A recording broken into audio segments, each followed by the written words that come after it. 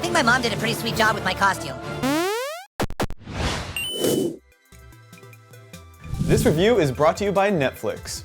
Alright, so after a year of delays and like 5 or 6 different years of development, South Park: The Stick of Truth now actually exists, as in it's a real physical thing that you can go into a store and buy. Now that it's here, I reckon more than a few of you want to know how it turned out, and I can answer that for you. So yeah, here's my review.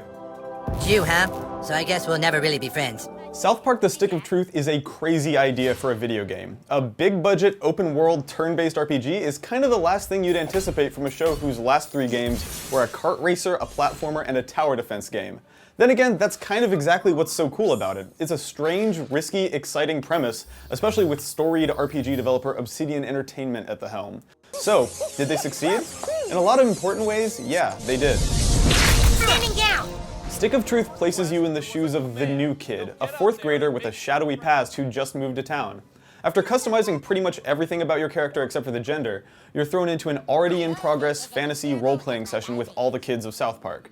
From there, the game opens up, giving you access to a grip of ultra-bizarre quests and side quests, from trying to fit in with the goth kids who hang out behind the school, to venturing into an 8-bit version of Canada, to a UFO abduction. The variety is stunning, and it's one of the best parts of Stick of Truth. The things you're doing in the game are never not ridiculous, and if you're like me, you're gonna have frequent moments of disbelief at what's actually going on in front of you. This is a game where you go inside of a butt and then fart inside that butt, and that is the least weird thing you do in that butt. It's unbelievable. It feels weird to fawn over the graphics of a South Park game, but the simple, straightforward art style belies the insane amount of detail on display here. Everything looks, sounds, and animates precisely the way it does on the show. This is exactly what a South Park game should look like. But still, a game like this lives or dies on one question: is it funny? Well, that depends. How do you feel about South Park? Written primarily by showrunners Matt Stone and Trey Parker, the script is utterly, unapologetically South Park. So, you are the new kid. Your coming was foretold by Coldwell Banker. Sure, the main story missions tend to be a bit funnier than the side quests, but for the most part, the exact voice of South Park is on display here all the way through. If anything, Stick of Truth might be more South Park than South Park itself. Freed from the constraints of television, the game is far more vulgar than the show could ever be. Depending on your region, this is a fully uncensored product, not just the language, but the nudity, violence, and all of it, to the point that it's hard to believe it got made at all. For me personally, the game was at its strongest when it set its comedic sights on video game tropes. From the silent amnesiac protagonist to jokes at the expense of zombie fatigue and audio logs, the game's best material is consistently the stuff where it's making fun of games. A woman trapped on this ship left an audio log about some papers she had left in an alien cabinet, and she told me the code was 776. That was kind of cool because I didn't know the code before that. Though when I opened the cabinet, there was only some kind of power-up I didn't really need. Comedically, where it falters a bit is how often you'll end up hearing the same joke multiple times. Nothing breaks immersion quite like hearing the same line 2 or 3 times, and the effect is magnified when it's a punchline. Don't talk to her, she's not part of the game. Don't talk to her, she's not part of the game.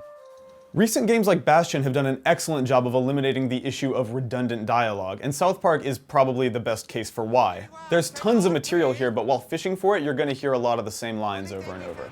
We're gonna send you straight to heck! The most striking aspect of Stick of Truth might be the way it goes after actual, specific, real-world targets. Al Gore, Taco Bell, the iPhone. Just like the show, they lean hard on fair use, and the result is unlike anything I've ever seen in a game before. Like, the in-game quest log is actually called Facebook. Not LifeJournal or MyPlace or some other parody name, it's literally just Facebook. It's one of 1,000 examples of the no-compromises approach they took to making this game, and the result is an incredible accomplishment. Thank you for thy message, traveler. I shall make haste to Koopa Keep. Mom, can you drive me to Eric's house? All of this is just a long way of saying that from the South Park end of things, they did it. The South Park elements of Stick of Truth absolutely hold up to their end of the bargain. This has to be the closest to unscathed any cartoon has ever been in getting the video game treatment. The entire town of South Park is open and available to you here, and the volume of jokes and references is insane. Practically every single South Park character makes an appearance, and every square inch of the game is crammed with tiny jokes. The junk category in your inventory might as well just be a list of every noun to ever make an appearance on the show. Their commitment to making this the ultimate South Park game borders on the obsessive, and the whole thing just feels like a giant love letter to fans of the show. Guard the Stick of Truth while we defend the fortress! Aye, aye! Aye, aye, we're not playing pirates, Clyde! Unfortunately, it's the video game part where South Park begins losing me a bit. First, the good. No one is going to accuse Obsidian of watering down their RPG roots with this game. Stick of Truth is a remarkably hardcore role-playing game. It's loaded with equipment, status effects, perks, special abilities, and everything else you can imagine. Which would be fine if the game didn't do such a poor job of explaining itself. He doesn't remember. He doesn't remember at all. That's good he doesn't remember. The tutorial, while pretty funny, doesn't do an awesome job of explaining the fundamentals. There are tons of aspects of the combat, from the combo system to the nuances of various status effects, that the game makes no attempt to explain. So many crucial details about the RPG gameplay are relegated to the in-game manual, a daunting, pictureless wall of text that most players will probably never bother to read. I hereby dub thee Sir Douchebag. Congratulations. And to me, that's South Park's biggest failing. 4 or 5 hours into the game, I was still learning essential things about the combat from the load screen tooltips. It's weird, right? Because ostensibly this game is meant for all South Park fans, and it's worrying to me that as a lifelong player of games, I found myself regularly frustrated by how often the game simply failed to tell me how exactly things work. On top of that, the combat just never feels great. Obsidian opted to build a turn-based RPG with a Paper Mario-style timing-based battle system, but it's pulled off with a fraction of the elegance you see in the Mario RPGs. There's an irritating lack of feedback for your input throughout the entire game. The meat of this game ultimately is the combat, and you're going to spend a lot of that combat squinting at the screen looking for the next gray circle or sword glint indicating it's time to hit a button. Likewise, the timing window for blocks varies wildly. Some attacks even require you to mash randomly on the face buttons, but give you no on-screen indication that anything's working. The interface is also a pain. The game lacks any way to sort the hundreds of equipable items you'll acquire, which is something that, needless to say, is essential in an RPG. The map, frankly, is awful, never showing you more than a small sliver of the game world at a time, and its only 2 zoom levels are basically way too close and even closer. It's also technically pretty rough in some spots. The seams show a bit more often than you might be used to from a full-fledged retail game. Thrown items randomly won't work, characters will get stuck and slide around the screen, aiming projectiles is impossible, for example when standing next to a ladder. They're small gripes, but it all leads to the game feeling a lot cheaper than it ought to, which is especially disappointing in light of all the obvious care and attention that went into the actual content. In a lot of ways, Stick of Truth just kind of feels like a bummer. It seems like there could have been an opportunity here to make a deep, strategic RPG that was also at least somewhat intuitive. In short, Stick of Truth turns out to be a lot more fun to watch than it is to actually play.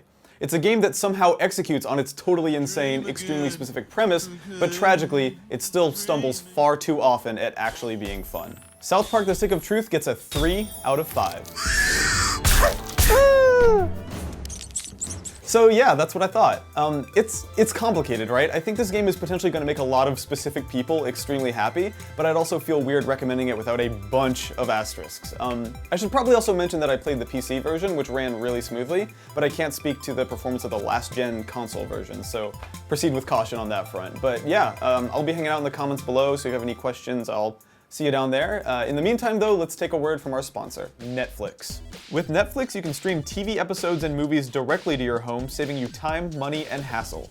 It's also the only place to watch exclusive shows like House of Cards and Orange is the New Black. Best of all, you can get a free trial membership and support Rev3 Games by signing up at netflix.com/Rev3Games.